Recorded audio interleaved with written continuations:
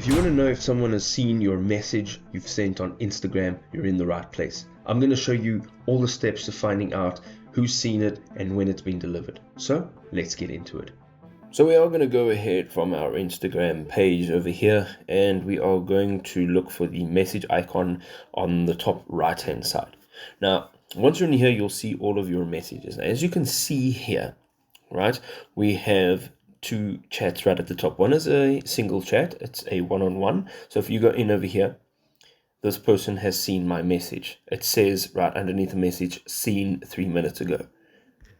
If this doesn't appear as such, you'll actually, if you go into a contact and you just say hi, you will actually see, once you go out over here, it says sent. It'll also say like sent 5 minutes ago or sent 10 minutes ago, whatever the case may be, but it will not say seen.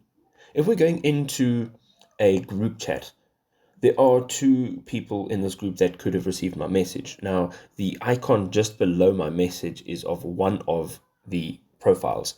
And you can see if you tap on it, it says seen by and the username. Now, the other person in this group has not yet seen the message. So therefore, the profile picture will not be visible underneath my message. If this was a helpful guide, you can go ahead and drop us a like. We'll see you next time, people. Peace out.